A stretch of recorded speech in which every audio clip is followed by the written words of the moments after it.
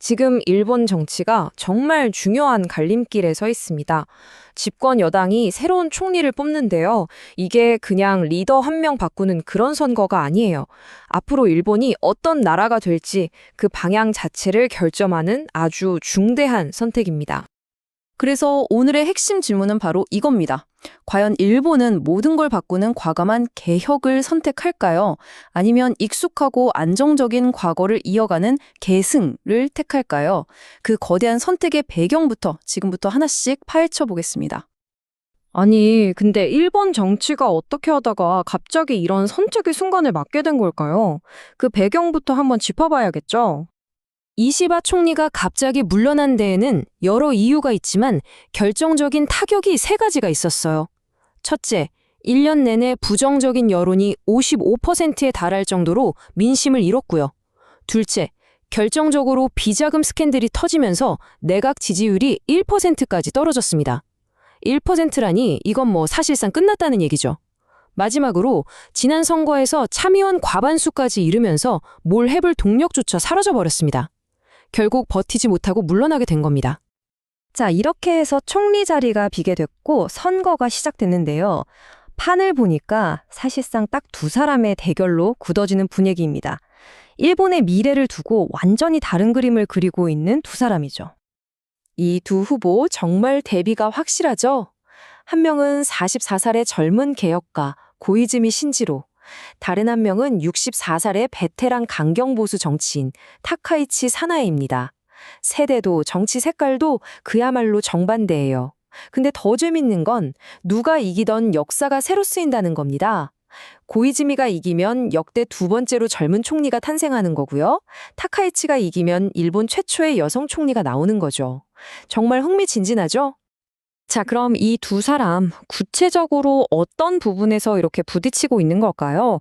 핵심 쟁점들 지금부터 하나씩 뜯어보겠습니다. 가장 먼저 부딪히는 지점은 역시 경제 문제입니다. 지금 일본 경제가 계속 침체되어 있잖아요. 이걸 어떻게 살릴 거냐. 여기서부터 생각이 완전히 갈리는 거죠. 여기서 고이즈미 후보가 정말 파격적인 공약을 하나 내놓습니다. 2030년까지 국민 1인당 평균 연봉을 무려 100만 엔을 올리겠다는 거예요. 우리 돈으로 거의 950만 원에 가까운 돈이죠. 이건 기존 방식과는 완전히 다른 접근이에요. 시장에 돈을 푸는 게 아니라 국민들 지갑에 직접 돈을 채워서 밑에서부터 경제를 살리겠다는 상향식 성장 전략인 셈입니다. 아, 이 사람이 진짜 개혁을 하려는 사람이구나 라는 걸 보여주는 발언이 하나 있어요. 쌀값이 너무 오르니까 긴급하게 쌀을 수입하는 것까지 검토해야 한다고 말한 건데요. 이게 왜 대단하냐면요. 보통 자민당의 핵심 지지층이 농촌이거든요. 그러니까 자기 지지 기반의 반발에 무릅쓰고서라도 소비자 물가를 잡겠다는 아주 과감한 승부수를 던진 거죠. 자, 그런데 다카이치 후보는 어떠냐? 정반대입니다. 아베 전 총리가 했던 아베노믹스를 다시 하겠다는 거예요. 일종의 시즌2 같은 거죠. 정부가 돈을 풀고 규제를 완화해서 기업과 시장을 먼저 살리면 그 혜택이 아래로 내려갈 거라는 전통적인 하향식 전략입니다. 고이즈미는 우리 지갑을, 다카이치는 주식시장을 먼저 챙기겠다. 이렇게 보시면 쉽습니다.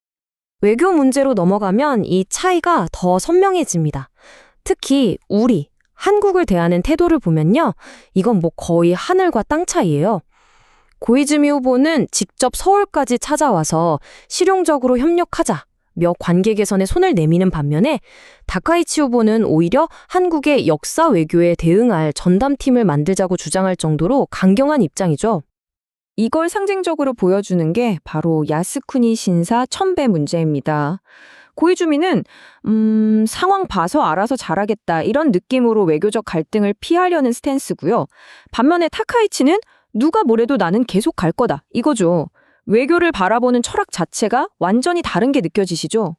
자, 그런데 여기서부터가 정말 재밌어집니다. 이 선거 되게 이상한 점이 하나 있거든요. 뭐냐면 인기가 제일 많은 후보가 선거에서 질 수도 있다는 거예요.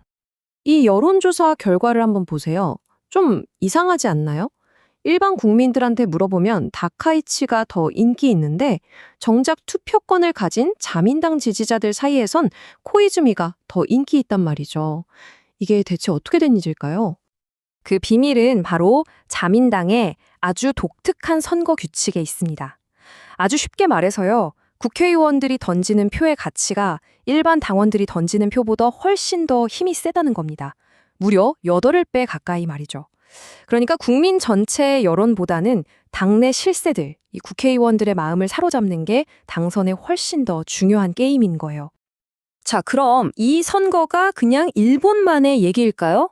절대 아니죠. 이 선택의 결과가 우리한테 그리고 전 세계에 어떤 영향을 미치게 될지 한번 짚어보겠습니다. 먼저 일본 경제의 방향이 완전히 달라질 수 있어요. 아베노믹스가 계속될지 아니면 새로운 실험이 시작될지 결정되는 거고요. 당연히 우리와의 관계, 한일 관계의 온도도 확 바뀔 수 있습니다. 더 나아가서는 동북아 전체의 안보 지형까지도 영향을 받게 되죠. 결국 일본이 세계와 손을 잡는 실용주의 노선을 걸을지 아니면 다시 안으로 파고드는 강경 노선을 택할지 그 중대한 결정이 내려지는 겁니다. 그런데 누가 총리가 되든 간에 시작부터 아주 험난한 길을 걷게 될 겁니다. 왜냐하면 이미 국회 상황이 여소야대거든요. 이건 뭐냐면 운전을 해야 하는데 발 하나가 묶여있는 거나 마찬가지예요. 법안 하나 통과시키기도 정말 힘든 상황에서 국정을 이끌어야 하는 거죠. 결국 일본은 지금 선택의 기로에 서 있습니다. 손에 익은 과거를 다시 한번 붙잡을 것인가 아니면 모든 게 불확실하더라도 새로운 미래를 향해 과감히 나아갈 것인가 일본의 선택이 과연 어느 쪽을 향하게 될까요?